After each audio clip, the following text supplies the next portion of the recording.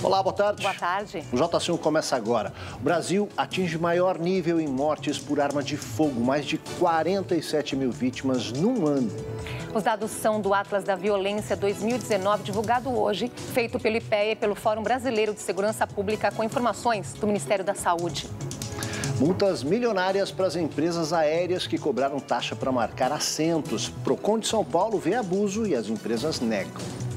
A beleza a qualquer preço. O Ministério Público investiga mais de 800 denúncias de procedimentos estéticos que deveriam ser feitos por médicos e não por esteticistas. E no Dia Mundial do Meio Ambiente, como as mudanças climáticas afetam a nossa vida? Elas são reais? O que dizem os cientistas? Você pode mandar a sua opinião, suas dúvidas, participar aqui do JC1 pela hashtag JC1 do Twitter ou Facebook, onde também pode assistir pelo Jornalismo TV Cultura, tudo junto, também pelo YouTube e os bastidores do programa pelo Instagram, através do @JC1. Nas notícias internacionais, o esforço pela reconstrução de um mercado destruído pela guerra na Síria renova a esperança de quem sobreviveu. E mais um exemplo que vem do Japão. A turma se reuniu para recolher milhares de fragmentos de plástico que o mar despejou de volta na areia. E a arte do documentário nos faz pensar sobre a preservação do nosso habitat. JC1, Cultura de Informação, começa agora.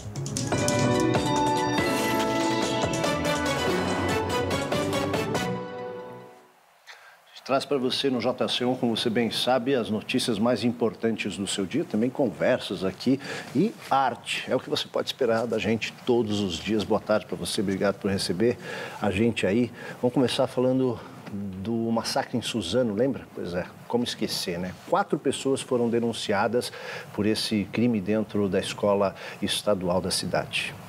Veja esse e outros destaques desta terça-feira no país. Segundo o Ministério Público, os denunciados participaram da venda de armas e munições para os 2 atiradores que invadiram a escola Professor Raul Brasil em Suzano em março deste ano. A invasão deixou 10 mortos e 11 feridos. Os 4 denunciados, que já estão presos, vão responder por tentativas de homicídio e homicídios consumados. No Rio de Janeiro, o senador Romário foi denunciado por tentar enganar as autoridades que apuram um acidente em que ele se envolveu em dezembro de 2017. Segundo a denúncia, Romário atropelou um motociclista na Barra da Tijuca. Ele estava com a CNH suspensa e a culpa pelo acidente foi assumida pelo assessor, Marcelo Wagner. Se condenado, o ex-jogador pode pegar de 6 meses a 1 ano de prisão ou multa. O Procon de São Paulo está aplicando multas milionárias para empresas aéreas pela cobrança antecipada de assentos em voos. Segundo o órgão, a cobrança está em desacordo com o Código de Defesa do Consumidor, que diz ser abusivo aumentar o preço de produtos ou serviços sem justa causa. As empresas contestam, dizendo que a ANAC e o Departamento de Defesa do Consumidor definiram o serviço como opcional e que não há ilegalidade na cobrança. Hoje é o Dia Mundial do Meio Ambiente, nós vamos falar sobre isso daqui a pouquinho aqui no estúdio. E o presidente Jair Bolsonaro viajou hoje de manhã a Garças, em Goiás, para atividades relacionadas a essa data. A viagem chegou a ser cancelada por motivo de segurança, mas aí depois, em mais uma ida e vinda aí das decisões do Planalto, ela foi mantida por uma decisão pessoal do presidente. O cancelamento foi anunciado ontem à noite pelo porta-voz da presidência. Mas 25 minutos depois, a viagem foi novamente confirmada. Em Aragarças, o presidente participa do lançamento de um programa para a recuperação de áreas de preservação do rio Araguaia. Em seguida, o presidente volta para Brasília. O Supremo Tribunal Federal retoma hoje o julgamento que vai definir se o governo pode vender empresas estatais sem aval do Congresso. No mês passado, o ministro Edson Fachin proibiu a venda de uma subsidiária de gasodutos da Petrobras. Fachin seguiu determinação anterior do ministro Ricardo Lewandowski. Para Lewandowski, a venda de qualquer estatal precisa de autorização do Congresso e licitação. O assunto agora será decidido em definitivo pelo plenário do STF. O governo aguarda a votação pelo Congresso de autorização para tapar buraco de cerca de 250 bilhões de reais no orçamento. Desse total, a maior parte é para pagar benefícios da Previdência e dos programas sociais. Sem autorização do Congresso, faltará dinheiro para cobrir esses gastos já neste mês. Se o governo gastar sem autorização, incorre em crime de responsabilidade. Líderes dos partidos se reúnem agora à tarde para decidir quando será a votação. O governo precisa de 257 votos, mais um dos deputados e senadores para conseguir a autorização. Um dia depois da Justiça mandar João de Deus voltar para a prisão, o Ministério Público de Goiás denuncia o médium por mais um crime sexual. Desta vez, o médium é denunciado por violação sexual mediante fraude contra 10 mulheres. O processo é semelhante aos outros que o levaram para a prisão. As vítimas relataram que foram abusadas na chamada Sala da Entidade, onde João de Deus fazia os atendimentos espirituais na casa Dom Inácio de Loyola, em Abadiânia. De acordo com o Ministério Público de Goiás, as vítimas são do Distrito Federal, São Paulo e Paraná.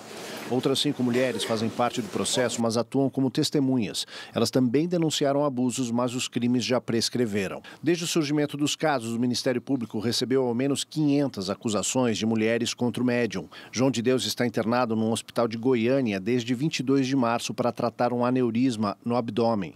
Ontem, o STJ cassou o habeas corpus que o mantinha internado e ordenou que ele voltasse para a prisão. A decisão ainda não foi cumprida. Em Belo Horizonte, a Polícia Federal prendeu 2 agentes da própria corporação e 2 advogados. Eles são acusados de participar de um esquema de vazamento de informações sigilosas da PF. Segundo a denúncia, os advogados, com a ajuda dos agentes, tiveram acesso aos dados das principais investigações da corporação em Minas Gerais. Batizada de Escobar, a operação começou depois que a PF encontrou alguns desses documentos vazados na casa de Andréa Neves, irmã do ex-governador Aécio Neves. Andréa Neves foi intimada a depor, ela cumpre prisão domiciliar e usa tornozeleira eletrônica. Agora, uma atualização na educação que vai afetar milhares de bolsas de estudo de pós-graduação. A CAPES anunciou o bloqueio de 2.700 bolsas de mestrado, doutorado e pós-graduação em cursos com baixo rendimento, segundo a coordenação. Quem já recebe o benefício não será afetado. Outras 3.000 bolsas ociosas já estavam congeladas. Com a nova medida, a economia deve chegar a 4 milhões de reais. Tudo isso faz parte do contingenciamento de verbas do Ministério da Educação e motivou os protestos de estudantes, professores e sociedade civil nos últimos dias 15 e 30 de maio. 6 ex-ministros da Educação se reuniram ontem na USP e criaram o Observatório da Educação Brasileira para a discussão de políticas públicas na área. Eles também divulgaram uma nota conjunta. No documento dizem que no atual governo a educação é apresentada como ameaça e criticam os cortes.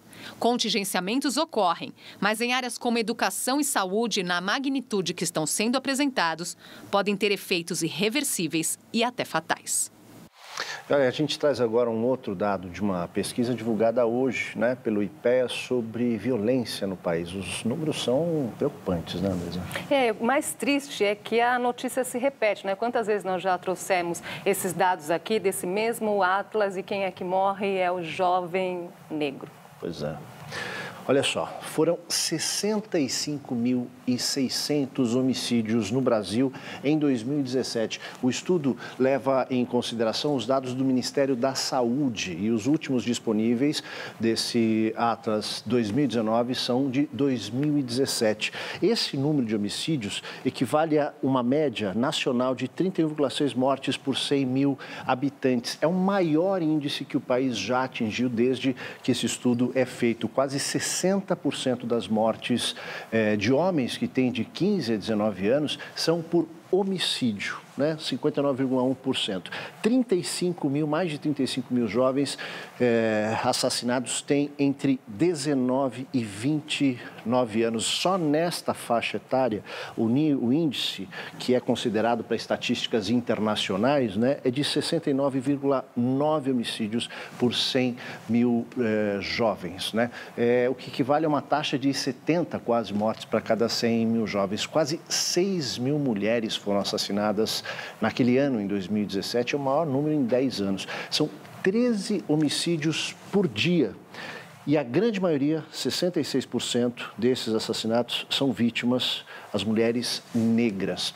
75% do total da população assassinada em 2017, também dá para ver aí um recorte racial, é negra ou parda. O equivalente é uma taxa de 43 para cada 100 mil negros. Proporcionalmente, para cada um não negro assassinado, quase 2,7 negros ou pardos são mortos. E só mais um detalhe. Entre os assassinatos, aqueles que foram mortos por armas de fogo no ano de 2017 foram 47 mil, mais de 47 mil pessoas. Sabe Na guerra da Síria, quantas pessoas foram mortas em 2018, também num período de um ano? 20 mil pessoas. E aqui no Brasil, a gente tem mais do que o dobro disso do que num país em guerra. É um problema que a gente precisa debater e discutir. Será que arma na mão dessa população vai surtir o efeito esperado que tantos defendem? É uma discussão. Pois é, diagnóstico feito, é preciso dar solução, não é, Aldo? Agora, com a chegada do frio, aumenta muito a procura por procedimentos estéticos e a Sociedade Brasileira de Dermatologia faz um alerta. Alguns procedimentos só podem ser feitos dentro de um consultório médico. Nos últimos anos, mais de 800 denúncias de práticas irregulares em todo o país já foram encaminhadas ao Ministério Público Federal. Mariane é uma jovem vaidosa. Já fez tratamentos estéticos com dermatologistas e, mais recentemente, decidiu testar uma depilação a laser feita por esteticistas. Paguei, então foi dinheiro jogado no lixo, mas e também o resultado é como se eu nunca tivesse feito depilação a laser na minha vida. Um parecer do Conselho Federal de Medicina coloca alguns tipos de depilação a laser em uma lista de 16 procedimentos que só poderiam ser realizados por médicos por serem invasivos. Há também a chamada Lei do Ato Médico, de 2013, que dispõe sobre o exercício da medicina e que serviu de base para um alerta protocolado neste mês pela Sociedade Brasileira de Dermatologia. O órgão apresentou mais de 800 denúncias sobre práticas irregulares em procedimentos estéticos feitas entre 2017 e 2019 e pede que o Ministério Público tome providências.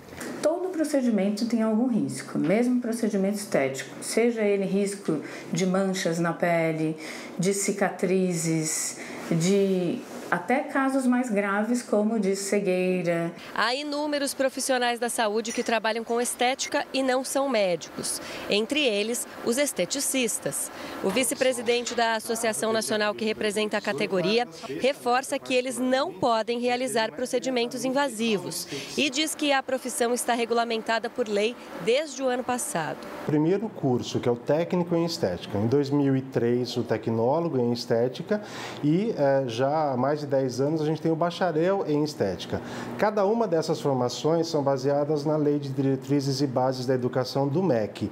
E são essas qualificações que estão descritas que dão aí a formação desse profissional. Dizem até onde ele pode atuar. Eu deixo um alerta para a população que, quando forem submetidos a procedimentos invasivos, mesmo na pele e mesmo estéticos, procurem um profissional médico habilitado pela Sociedade Brasileira de Dermatologia para que estejam seguros, para que a saúde esteja sempre antes da estética.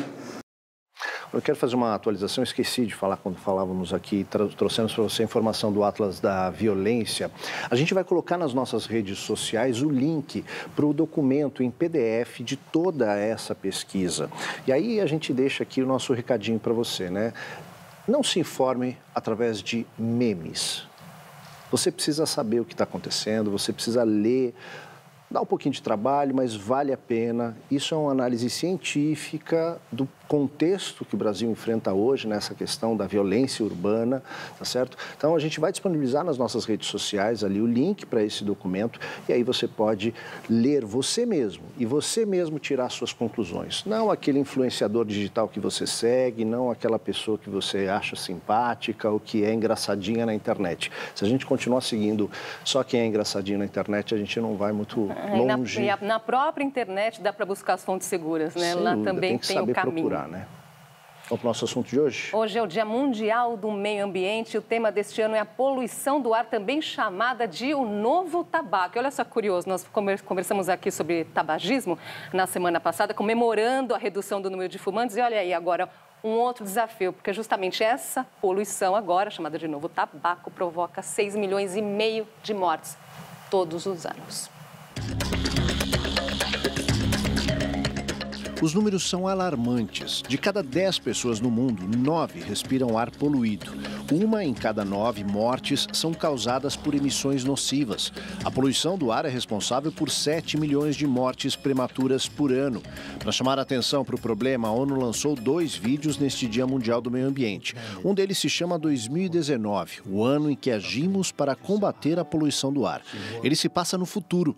Crianças ouvem a história de que pessoas corajosas se uniram num dia histórico, que seria hoje, 5 de junho de 2019, para salvar o planeta da poluição do ar. O outro vídeo lança o desafio da máscara e convida os usuários das redes sociais a postarem uma foto ou vídeo com uma máscara. É um alerta sobre a má qualidade do ar que respiramos. Mas perto de nós há boas notícias. Está no Brasil a metrópole com maior cobertura verde entre as grandes cidades do planeta. É o Rio de Janeiro. E a PUC do Rio faz um estudo que revela a floresta da Tijuca absorve metais pesados como chumbo e zinco que são expelidos pelos veículos.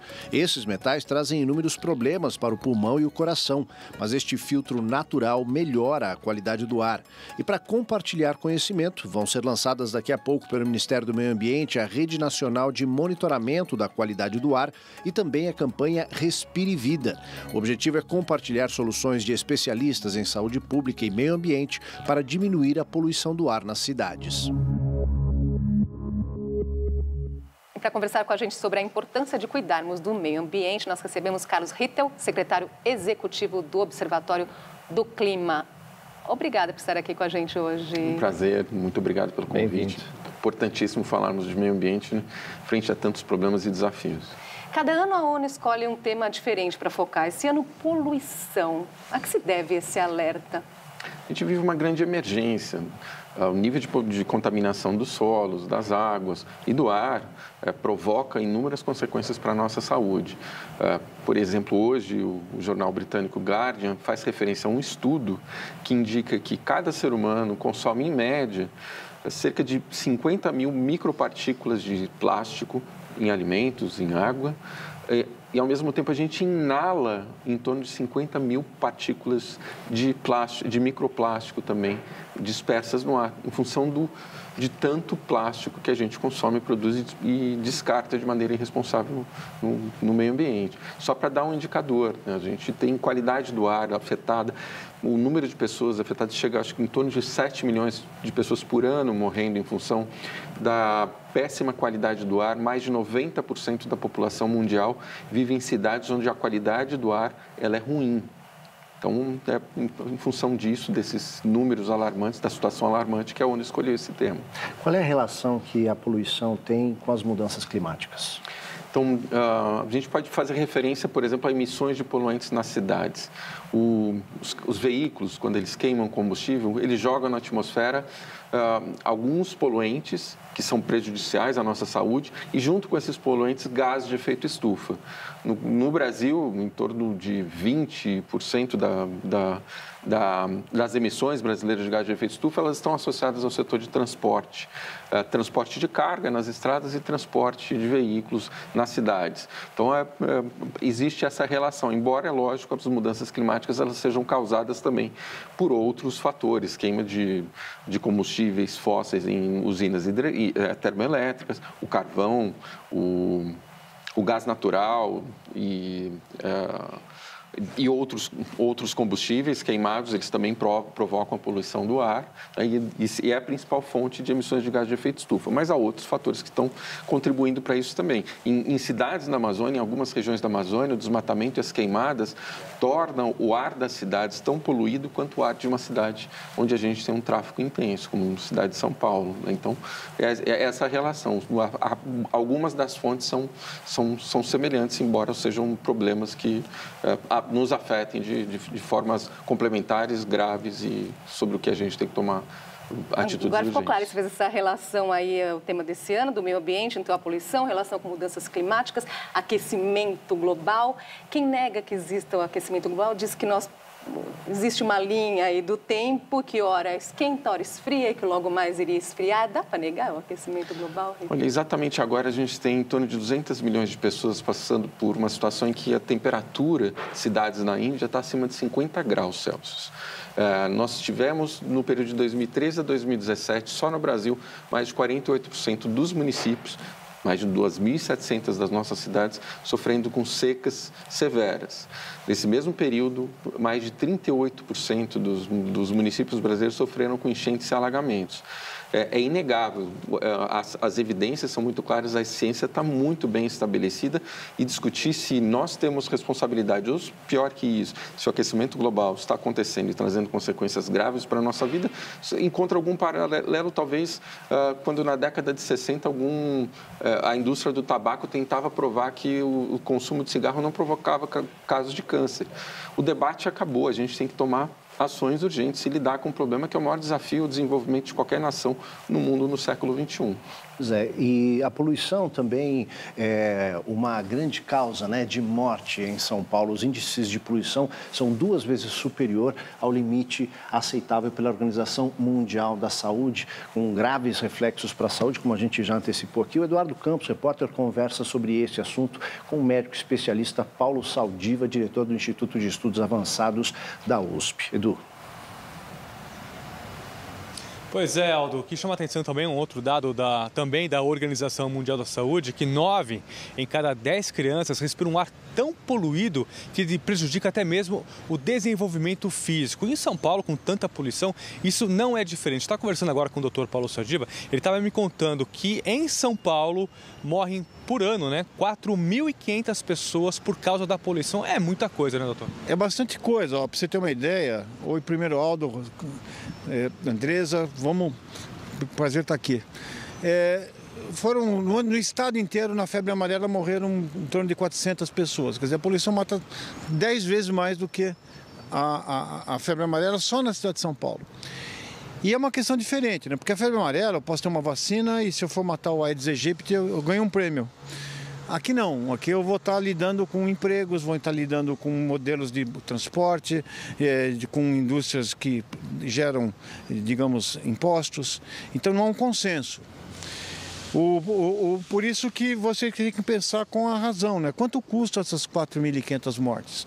Quanto custa o indivíduo morrer antes do tempo e aquele salário, a diferença que vai fazer para aquela família que morreu? E as soluções são complicadas, porque a gente apostou no modelo dos Jetsons, né? Um carro que não emite, que voa, que não emite nada, mas não adianta, os carros ficaram mais limpos, mas o tempo que você fica perdido no congestionamento é muito maior. E você estava me dizendo um fato bem interessante, que por dia a pessoa fuma cerca de 4, uma pessoa não fumante, por causa da poluição no trânsito, vai e vem, é o equivalente a 4 cigarros, para quem não é fumante, né? Como é que a gente fez isso, né? Aqui na Faculdade de Medicina funciona o serviço de verificação de óbitos. E você observa no pulmão das pessoas, quando elas vão para a autópsia, manchas de carbono, aquela fuligem impregnada no pulmão. Então nós temos fumantes e não fumantes. Então você sabe quanto fumou, quanto tempo passou no trânsito, e você consegue fotografar aquilo e medir a área ocupada pelo carbono. E dá mais ou menos isso. Sem você ter escolha, você fuma 4 cigarros com fumante leve. Que, felizmente, para a maior parte de nós não vai acontecer grande coisa. Mas para um feto, a mãe que deixou de fumar, esses 4 cigarros, ela não consegue escolher. Quem tem doença coronariana, bronquite crônica, se você é idoso, diabético. Então, para essas pessoas, esses 4 cigarros podem fazer a diferença entre saúde e doença, eventualmente entre a vida e a morte. Para encerrar, doutor, rapidamente, com tanto problema, tanto número alto, qual que seria a solução? Existe uma solução a médio ou longo prazo? Felizmente existe, mas a gente não emprega, porque isso significa você ordenar e tomar decisões que não são fáceis. Quem vai ocupar a rua? Vai ser transporte individual ou coletivo? Se for coletivo, ele vai ser roda ou pneu? Que tipo de combustível ele vai usar? A cidade vai ser adensada ou nós vamos pegar a melhor parte da cidade e fazer serviços e fazer as pessoas morarem mais longe? Cada decisão dessas vai ter grupos legítimos que vão defender seus próprios interesses. Então você precisa ter valores e princípios. Olha, Andresa e Aldo, o que está faltando no almoxarifado da nossa política hoje são valores e princípios. Então, dependendo da influência do lobby, você vai fazer, às vezes, decisões que podem ser boas para alguns grupos, mas não são boas para o todo da coletividade. Tá certo, doutor. Obrigado pelas suas informações, pela sua experiência de dividir com a gente e números que impressionam, né, Aldo? Sem dúvida, Edu. Obrigado pelas informações. Abraço aí para o Saldiva. Informações científicas aí, né? Nada melhor do que ouvir quem entende do assunto para a gente realmente até pensar melhor nas decisões que a gente toma no nosso dia a dia. Inclusive, vamos também trazer esse assunto mais perto da gente. Quando a gente fala de meio ambiente, a gente acha que às vezes é um assunto distante, aquecimento global, isso acontece lá no Polo Sul, no Polo Norte. A definição de meio ambiente ela é ampla. Todas as coisas com vida e sem vida que existem na Terra ou perto dela que afetam os ecossistemas existentes e a vida dos seres humanos. O Cadu Cortez vai chegar agora para esse papo com a gente com um exemplo de uma escola na Zona Oeste de São Paulo que mudou a rotina ali através de um projeto simples, mas que deu trabalho para educar a garotada, mudar a vida delas e também do meio ambiente por ali. Não é isso, Cadu? É isso mesmo, Aldo. E olha só, eu tô com um prato aqui que se o pessoal olhar, parece um prato normal. Tem arroz, feijão, batata, carne, mas esse feijão é completamente diferente. A gente está vendo umas plantinhas aqui que são as PANC, as plantas alimentícias não convencionais. A gente vai explicar um pouquinho mais, na verdade, a Ana Elisa Siqueira, que é diretora dessa escola, para falar um pouquinho mais. Segura o prato para mim aqui, já leva para lá, que daqui a pouco eu vou comer esse pratinho. Ana, fala um pouquinho mais sobre esse trabalho que vocês implementaram, que mudou a rotina da escola, né? Então, a gente tem uma horta PANC, né? A ideia dessa horta surgiu para que as crianças de verdade pudessem ter acesso a essa alimentação. Então, assim, a planta PANC é uma planta não convencional e mais, historicamente, os nossos avós comiam muito ela, né? Por exemplo, a gente tem aqui o feijão guandu. Que mais? O que é esse outro aí? Esse aqui, almeirão roxo. Ai, que beleza. A gente tem também o peixinho. Peixinho dá para fritar e comer, é isso? Isso, taioba. Então são coisas que os nossos avós comiam antigamente, né? Muito legal. Então o que a gente percebe é que essa horta dá o ano todo. E é capaz de suprir uma necessidade da cozinha escolar. E reduz a emissão de poluentes também, porque tudo é feito aqui, a criançada come. E aprende, E né? aprende também, sem dúvida. Eu vou conversar agora, obrigado, viu, Ana? Vou conversar aqui, é muita gente batendo um papo. A Maria Alice, que trabalha com os pais, Maria Alice Gonçalves, que trabalha. Como é que foi a participação dos pais nesse projeto? Maria Alice, boa tarde. Boa tarde. A participação dos pais aqui na escola acontece semanalmente. A gente tem atividades várias, mas uma delas é fazer a colheita aqui na horta de manhã cedinho, antes de trabalhar. E aí a gente leva para a cozinha. As cozinheiras usam as plantas que a gente pega para incrementar a alimentação do dia. E depois a gente pega o resíduo, traz para a composteira. E aí a gente faz também atividades com professores aqui usando o ambiente não formal da horta como local de... Vou até conversar rapidamente para a gente fechar aqui com a Eva. Tudo bem, Eva? Tem quantos anos? 10. 10 anos. Você gosta aqui? Deixa eu ver cá desse lado que você gosta aqui das PANC. Me fala um pouquinho, é gostoso? Sim. Por quê? Porque... Projetos de lei para reduzir o grau de proteção de florestas dentro de propriedades privadas significa um verdadeiro tiro no pé da própria agricultura e pecuária no Brasil.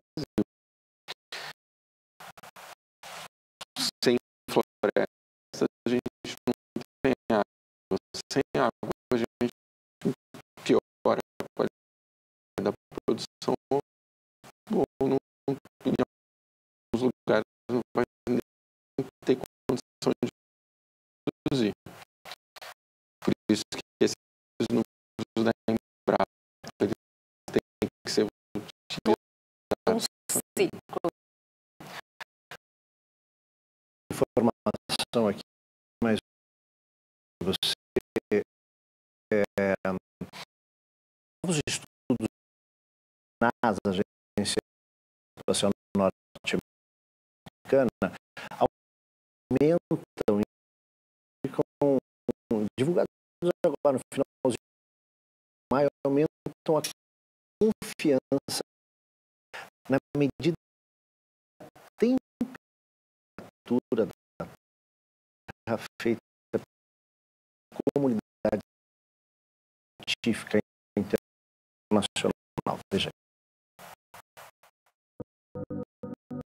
Uma nova avaliação do registro de temperaturas globais da NASA revelou que a estimativa da agência do aumento de temperatura da Terra ao longo prazo nas últimas décadas é precisa em menos de 1/10 de grau Fahrenheit.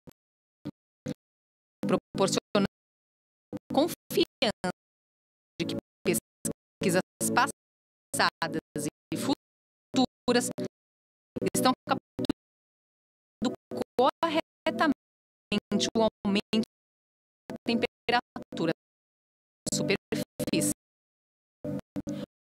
O sistema global de usa temperatura com termômetros inteiramente do solo do mar. Outra medição vem do satélite que usa detecção infravermelha para medir a temperatura a partir da órbita terrestre.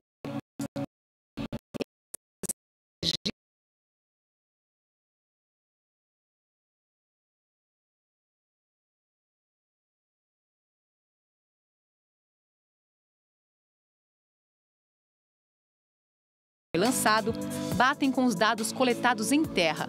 Até agora, 2016 tem um recorde de média de temperatura global e 2018 foi o quarto ano mais quente da história.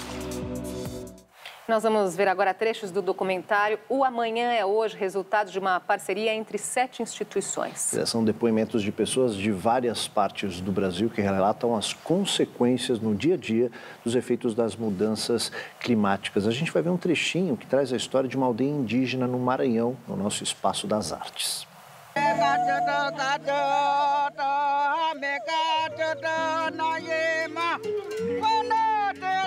2009, 10 e 11.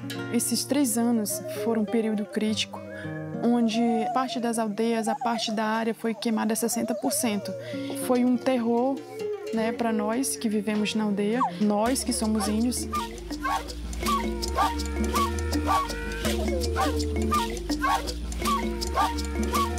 A gente combatia o fogo com chinelos, com chuteiras. A gente não tem a viatura própria, a gente não tem todo o material completo, onde a gente está lutando por isso e onde as nossas condições é muito pouca. Todo esse resto de mata que a gente tem, a gente quer deixar para futuras gerações, onde os jovens possam futuramente colher, viver, pescar de uma maneira onde antigamente vivíamos. Intervalo rápido, na volta mais informação para você. E o exemplo japonês. Moradores vão à praia para recolher o que o mar devolveu. Milhares de fragmentos de plástico. A gente volta já.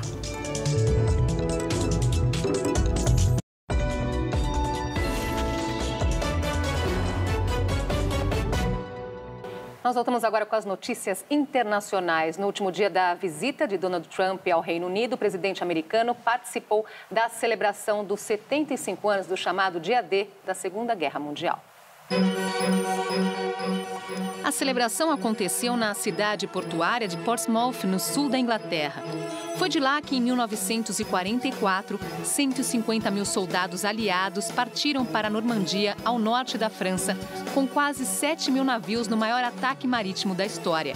A operação foi determinante para libertar os territórios europeus do controle nazista. Além de Donald Trump, participaram do evento a chanceler alemã Angela Merkel, o presidente da França Emmanuel Macron e a primeira-ministra britânica Theresa May, que leram cartas escritas por soldados, e o primeiro-ministro canadense Justin Trudeau, que recordou o avô que lutou na Segunda Guerra.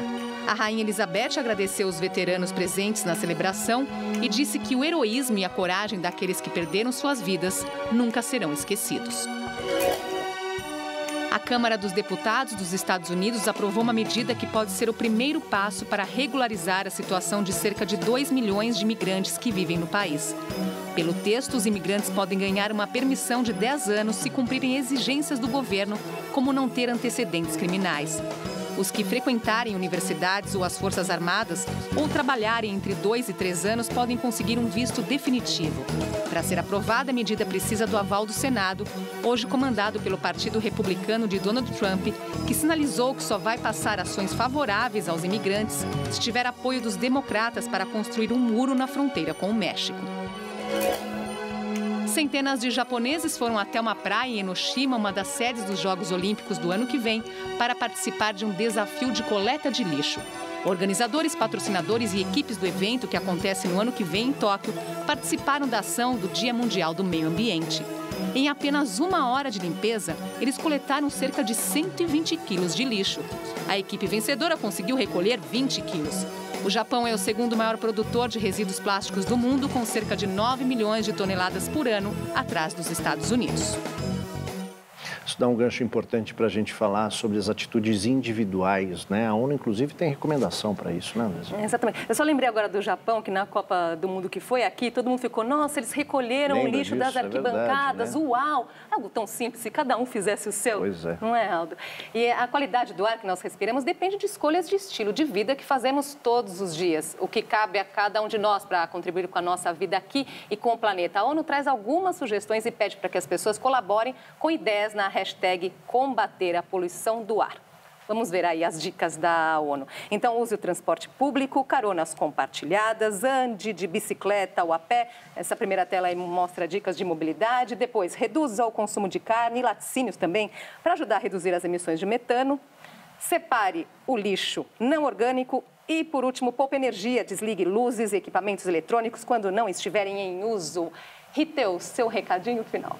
Importantíssimo esse engajamento individual. A solução para a crise climática, a crise ambiental depende de todos, indivíduos, mas também da responsabilidade de empresas que têm que fazer a sua parte, produção mais sustentável e governos, poder público. Hoje a gente passa por um momento muito preocupante, retrocessos ambientais, o desmatamento voltou a subir, o Brasil não entrou num acordo global para controle de lixo plástico e o risco que a gente corre é muito grande dos nossos problemas se agravarem.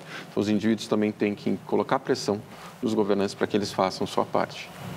Acho que fundamental essa tomada de decisão, ela, como eu insisti um pouco antes, vem da informação. Informação correta, embasada em dados que são produto de pesquisa científica, porque sem isso, né, a gente fica só na boataria e a gente não termina bem. Mudar de assunto, agradecer aqui a presença do Riteu, né? Obrigada, então, Riteu. Muito obrigado, Até novamente. Uma próxima. Obrigada por nos ajudar a entender aí todo esse panorama. Até uma próxima oportunidade. Até uma próxima. Muito obrigado. Obrigado. Ecobarcos que recolhem resíduos flutuantes começam a operar em fase de testes na limpeza do rio Pinheiros, em São Paulo. Os ecobarcos são feitos para coletar resíduos sólidos flutuantes. Cada um tem 2,80 metros de largura por 7 de comprimento e pesa 4 toneladas. Eles vão ficar em testes por 30 dias. O governador João Dória acompanhou os trabalhos durante a manhã. Em um barco, ele percorreu o Rio Pinheiros ao lado do prefeito de São Paulo, Bruno Covas, e do secretário estadual de Infraestrutura e Meio Ambiente, Marcos Penido. A ação, em comemoração ao Dia do Meio Ambiente, faz parte do processo de recuperação do Rio Pinheiros. Desde janeiro, foram retiradas 1.600 toneladas de resíduos nas usinas coletoras. A área onde fica a usina de Traição deve ser passada para a iniciativa privada.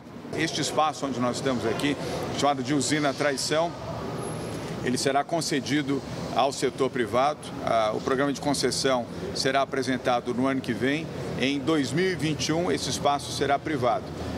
A usina continuará a funcionar, mas todos os demais espaços vão se tornar espaços públicos de lazer, para entretenimento, para cafés, para restaurantes, tudo isso acompanhando a própria despoluição do Rio Pinheiros.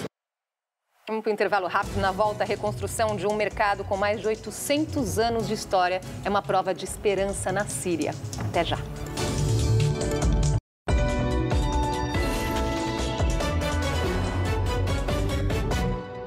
A gente escolheu para trazer agora para você uma história bem bacana. A gente sempre fala de guerra, de bombas, é o que em geral está nos noticiários, né? A gente agora vai falar de esperança nesse ambiente. Alepo já foi a cidade mais povoada da Síria. O país, devastado por 8 anos de guerra, contabiliza mais de 500 mil de mortos. Mais de 5,5 milhões de cidadãos saíram do país e, aos poucos, eles retornam e começam a reconstruir sua pátria. 400 bilhões de dólares é o custo estimado para transformar a Síria num lar novamente. Alepo está em reforma desde o final de 2016, quando a cidade saiu do controle de grupos extremistas. O Bazar Souk El Sakatieh, na Cidade Velha, tem mais de 800 anos e é patrimônio mundial da Unesco. Ele tinha 53 lojas antes de ser parcialmente destruído pela guerra. Como a estrutura principal se manteve de pé, a reconstrução é mais fácil. Só é interrompida quando se descobre dinamite não detonada, por exemplo. Ou então atrasa por conta da dificuldade em achar materiais de construção raros. Mas todos estão otimistas. A reinauguração está prevista para o mês que vem. A esperança é que o histórico bazar volte a ter a vitalidade dos mercados sírios, coloridos, cheios de gente e animação.